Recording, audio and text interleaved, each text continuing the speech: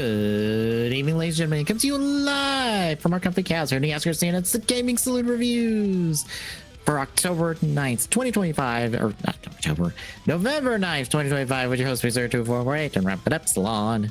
Hi. I am a month behind.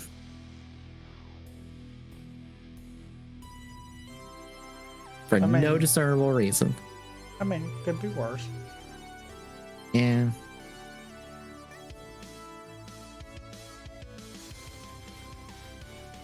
So we have the fillerest of filler episodes, and then the start of basically the final arc of Gaim. Yeah, I forgot this was that much filler. Because I sat there watching it today, and I was just like, this feels like that beginning part of the Gaim movie we just watched, where it's just like soccer stuff, soccer people. It's Mr. Soccer and Mr. Soccer here to play soccer. Soccer, folks.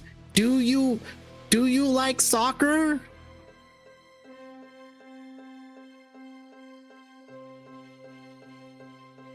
Because somewhere in the middle of here is like Kota being harassed by the one monster that keeps hopping back and forth to harass Kaito at times, and then Kaito eventually kills it.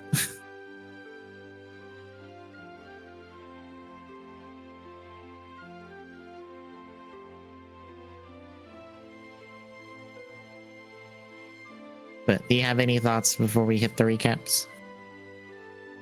No. All right, we'll kick it off with episode 37 then. Baron's Soccer Showdown Summer Camp. Kota gets intercepted by a locust invest that hasses him for a bit and then fucks off. We see Kaito being like, well, I'm turning into an invest. That sucks. Before Sakura shows up and is like, yo, Kota's getting more stuff than you. You should fix that. Would you like to fight him? And summons Kota from the beginning of the movie? Yeah, because that's not confusing at all. And Kaito fights him and loses horribly, and then gets sent to the movie world because it's Team Baron versus Team Sharamon in a soccer game, and they're losing to Team Sharamon. And Kaito just looks at this and goes, what the fuck is going on? Why are we playing soccer? What are we doing? Also of note, Kaito does not have his injury that's turning him into an invest in this world.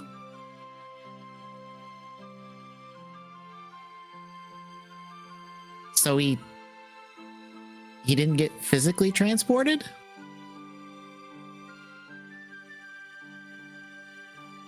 Somehow. Yeah. Also, Lapis is here in the background being a bit more villainous than I feel like he should be. Yeah. Yeah. Which makes me think that's supposed to be Mars in disguise. Maybe. Well, he's in the episode later. But he's in the other world later in his rider form that he shouldn't have yet.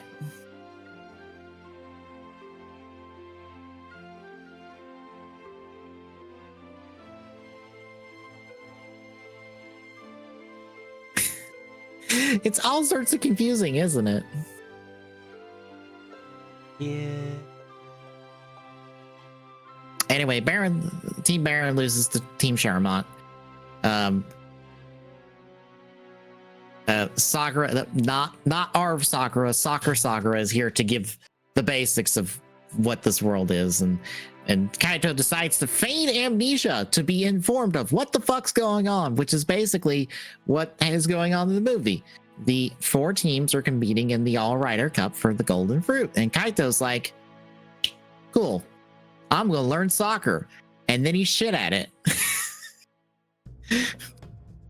But don't worry, Mr. Soccer Man is here. Some professional player. I didn't write. Did I even write down? I don't think I even wrote down this guy's name. Nope, I did. We have Kingo Nakamura, who is some soccer pro for some soccer team in Japan. He is here to train Kaito to do soccer. Do the soccer. Yep. Eventually, after the training montage, the monster shows up that harass Kaito. Kaito fights it without any troubles, and Zack's like, we can use these. Wait, what? What do you mean transform to fight the thing? That's not what we use these for. What are you talking about? We don't fight things. And so Kaito runs the monster off.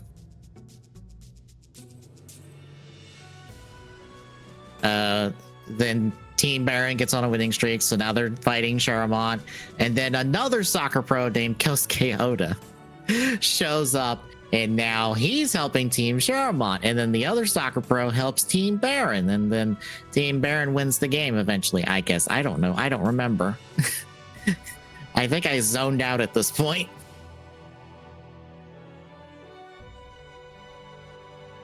But Kota ends up finding the monster again. It runs off. It goes and fights Kaito. Kaito fights it, kills it.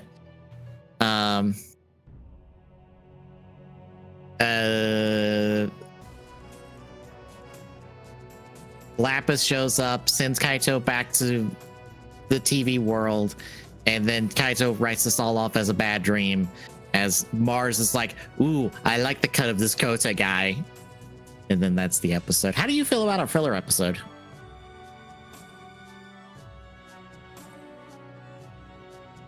It was filler and it felt out of place. Like hard out of place.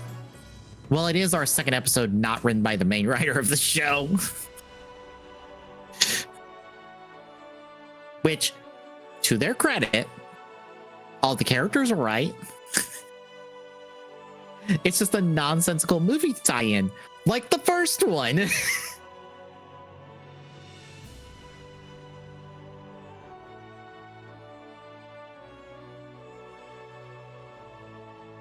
But any other thoughts before we move on to the proper episodes? No. All right, then. Episode 38, The Return of the Professor. Cold open. Kota finds Takatora's destroyed Sengoku driver and Melon Lockseed and goes, well, shit. Michi done killed his brother. Meanwhile, Ryu has a conversation with Michi going, did it feel good? Did you like it? Michi's like, maybe. And for the rest of the episode, Takatora shows up to fucking screw with him as a hallucination. As Ryu and everyone else looks at Michi and goes, I think something broke in him. Huh. Oh well. It'll be fine. I do love that the Takatora that shows up is not a normal Takatora. No, it is a Takatora that is literally there to haunt his ass. Yeah. I love it. I love that Takatora has come back from the dead to be like, Michi, you're a fuck up. You will murder everyone around you because you literally can't trust anybody. You don't care. You don't like anybody. You are a heartless, soulless monster of a man. I love it. Kota heads back to Gaim HQ, buys the first one to find out about Takatora, and then Sengoku shows up to be like, oh no, is Takatora dead? Oh no!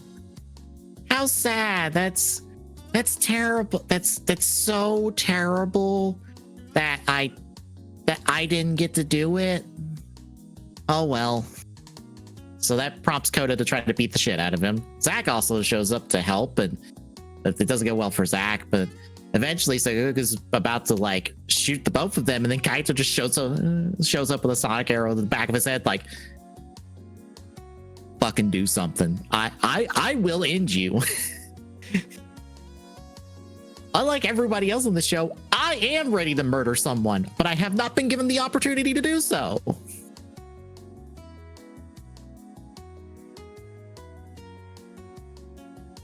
But So this is when Sengoku decides to surrender and tells them, hey, you're trying to get into Yggdrasil Tower to save those people they took hostage. I know a way in, and I'm willing to help you. And everyone just looks at Sengoku and goes, no, we don't. Why would any of us trust you? And I love that Minato is the first person to be like, no, no.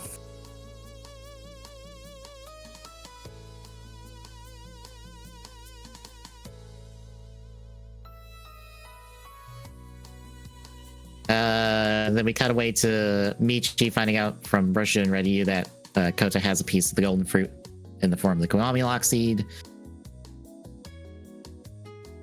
Over to Kota and Kaito, they're considering Sengoku's stuff as Mai shows up and like basically goes, I hope we have a happy ending and we all get to celebrate, you know, us living through the apocalypse. And I can't help but go, well, one of you dies and stays dead. Another one of you dies and gets back up. And another one of you dies again, but also gets to come back.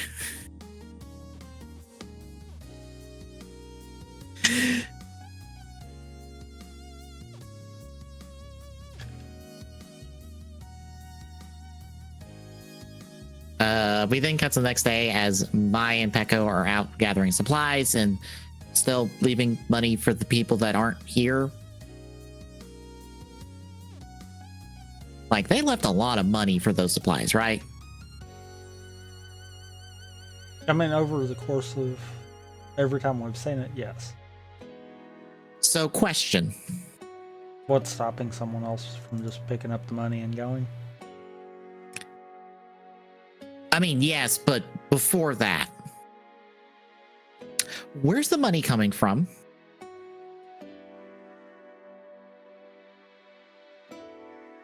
Good question.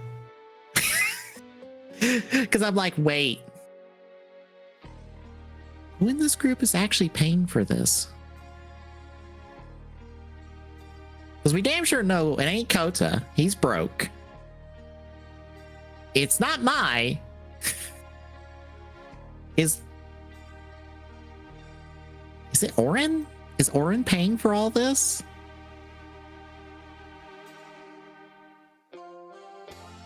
Maybe. It has to be him or the Team Baron members because, like, they're the only people I could think that would have cash money on them right now. No one else would have it.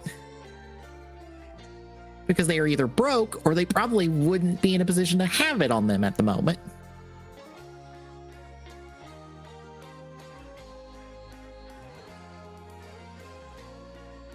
Oh. Are you booting up Power Wash Simulator in the background? Did it pivot to it? I saw the flash on the side.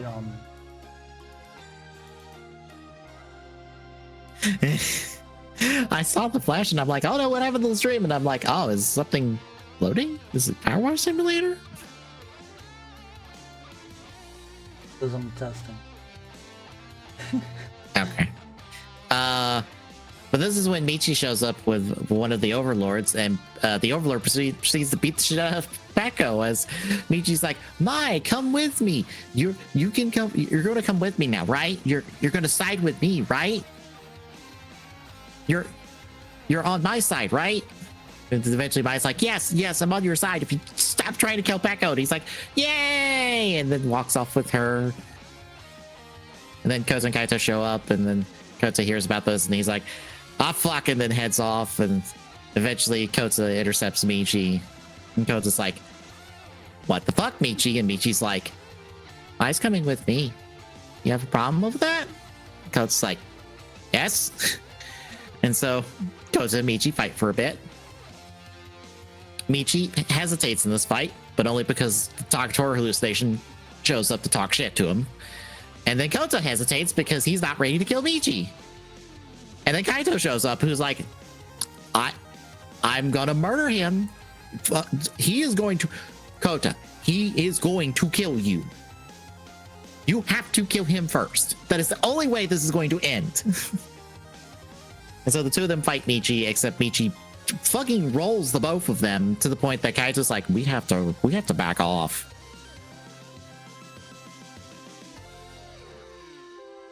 And so they do, and Michi's like, hooray, I have killed Takatora twice. Because he technically killed the hallucination and fought them off, so he's feeling better.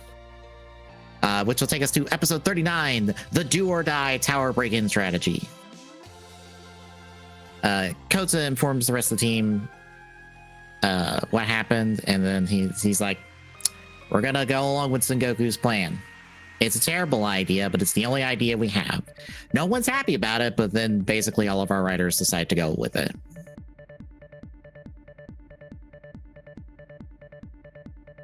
Miji ends up talking to Mai, hallucinates some more. She tries to talk some sense into Miji, doesn't work.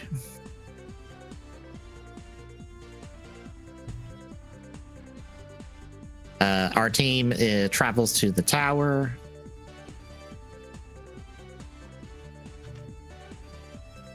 Basically, Sengoku more or less tells them, hey, someone's probably above Redyu, since Redyu hasn't, shot missiles back at them and other shit and did that.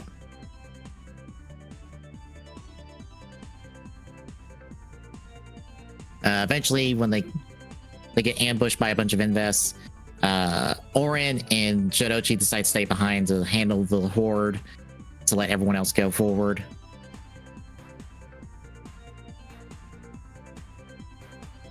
Roshiro's mulling over why he just can't use the golden fruit to bring his wife back, because I don't know, he just can't. And then Michi shows up and is like, here is the girl that I think is the best of humanity. She's staying with you because I trust you. I don't trust Redyu. Bye.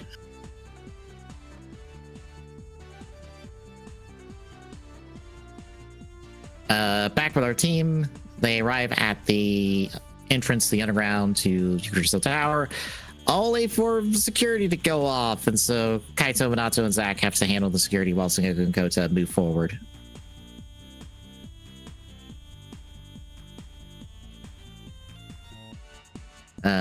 Mai, talking with Roshiro, basically finds out that Roshiro doesn't trust anyone and she's like, oh, so that's why there's like no one else here. Our one overlord shows up, fights Kota for a bit. Sengoku, much like he's done for the entire episode, has just been in the background being like, I'm not fighting. I don't wanna. That's your job. I'm just here to point you the way. And now he's like, I'm going to fight. And basically whips the shit out of this overlord until Kota steps up and kills it.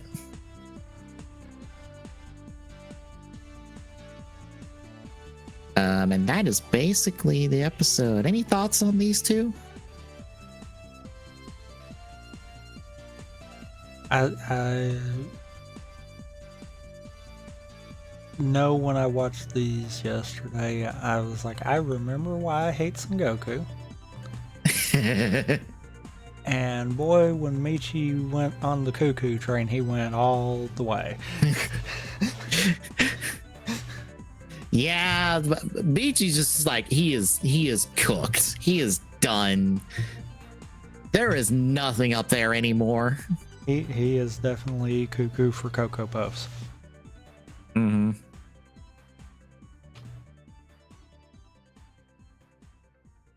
And yeah, a part of me likes that Sengoku does not give a shit and absolutely is just pushing buttons, because he's like, well, they're either going to try to kill me or they won't. I'll take that bet. Because I'm sure Sengoku firmly believes that he could take everybody in right now.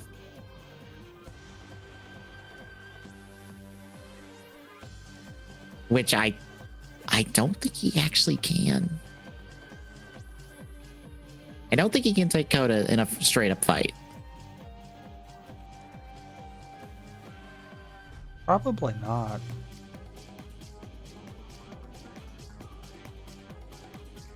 But any other thoughts before our last episode? No. All right, episode 40, Awakening the Overlord. We're back to Kota and Sengoku. They're continuing their search. Kaito, Minato, and Zack finally break through the defenses and they're moving forward. Kota and Sengoku find an elevator to where everyone's kind of held up, being drained of life, so that Redyu can maybe, possibly revive Roshu's wife. As we've established, even he doesn't fucking know if this is going to work, so he's just rolling the dice and seeing what happens. Also, this has to be the slowest and least painful way of draining people's life. Apparently. Redyu shows up, talks shit. Kota's like, okay, fuck this, goes straight to Kiwami, which I think might be the only time he does it the whole show. Yeah, I think so. And eventually Sengoku's like, well, maybe I'll get to talk to you later, and then helps Kota fight Redyu. It's going decently well until Redyu pretty much lays out for Kota. It's like, you are not a human anymore. You are an invest. Actually, you're even more because you're an overlord because of what you've decided to do. And then sends Kota into a trance to basically fuck with him for the whole episode. As Sengoku eventually goes, well, not my problem anymore. Cloak, bye. This is officially not my problem.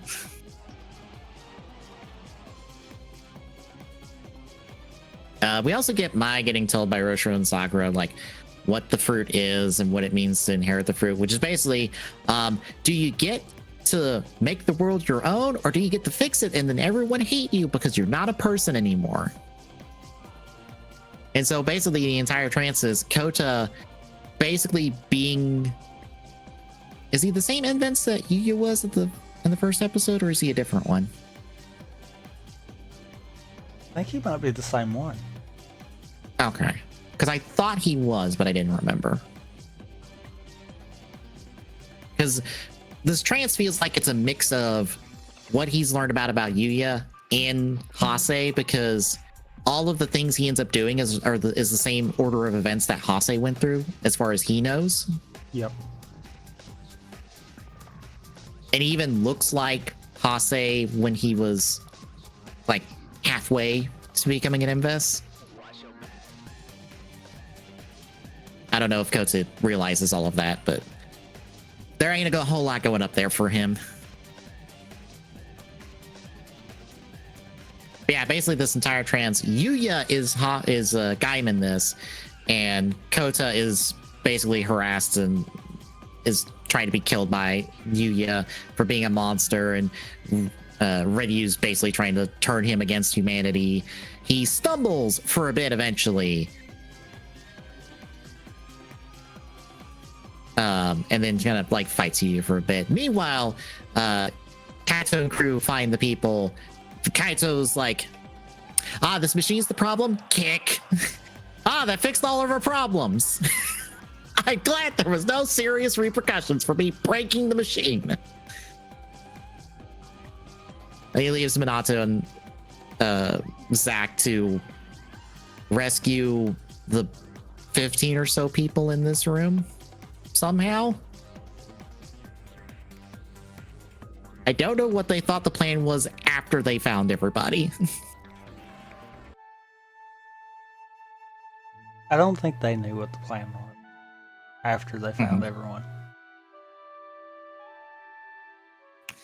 Kaito goes ahead. He eventually runs into Michi, and Kaito's like, oh, there you are, you piece of shit. Good, Kota's not here. Now I get to kill you properly. And Michi's like, I wish to add you to my body count. So the two of them are fighting. Meanwhile, Kota fights Yuya for a bit, and then he's like, no, fuck this. I don't care. Like, I don't care if I'm not human anymore and an overlord. I'm still going to fight for people. I'm still going to fight for what I believe in. Fuck you, Redyu. And fights his way out of the trance. And basically sends Redyu packing, and we kind of end on the shot of the invest finds coming out of Kota as he's just like, all right, get the fuck back up. Let's go. I still got a job to do. Like, attaboy Kota. Any thoughts for our last episode then?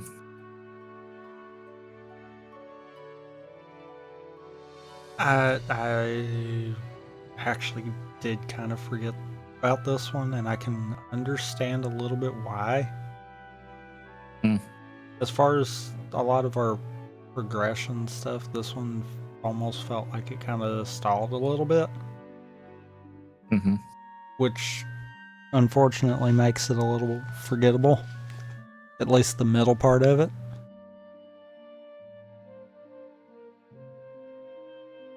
But otherwise, I mean, I think this is the good hand swap over from we get Final Form to we're actually in the thick of it. Yeah.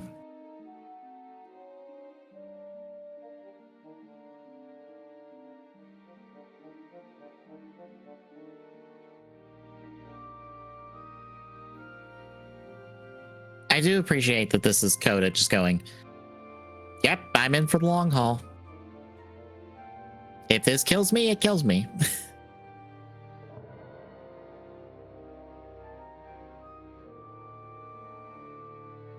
I think the one that hits harder is when he's going to tell his sister about this, and I think that's the final episode. Like the final, like not the final proper episode, but the...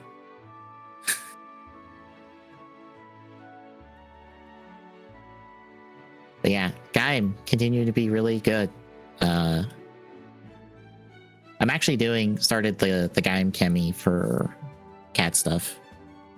So I was like, maybe I can get the Gaim Chemi done before we finish the show.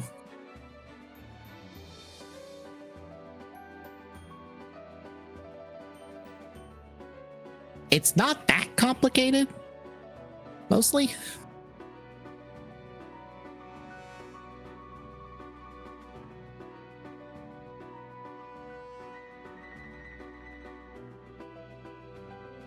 I guess any other thoughts? No. All right, then in 2 weeks, we will keep rolling with this with the next 4 episodes. But between now and then, Thursday or CAD, we'll continue the Gaim one, see how much progress we get. Friday, Cubiverse with Nightfire. Hopefully it's good, Bond. Hopefully. Yeah. Saturday, it will be us trying our idea again, but this time with 4 games in a single archipelago instead of 4 games in 2 separate archipelagos. Also digging into the AP world, I noticed something that's in there, and I'm like, oh, well, that also probably didn't help. So that progression balancing means absolutely nothing for Power Wash Simulator right now. Well, it ignores it.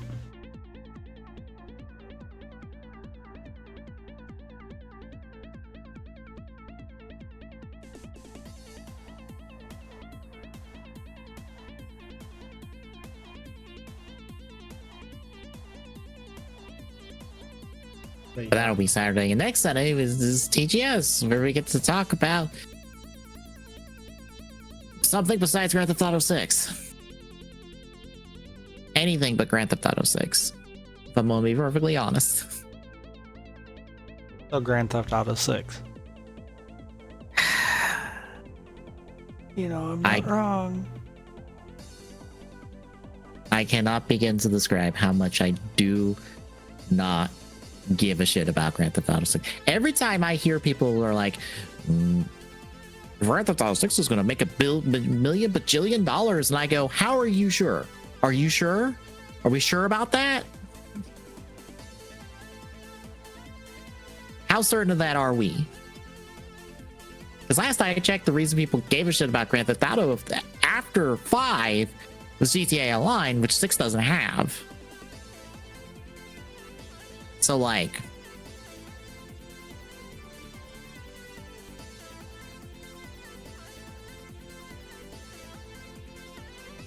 I don't know. Maybe I just don't understand GTA at this point.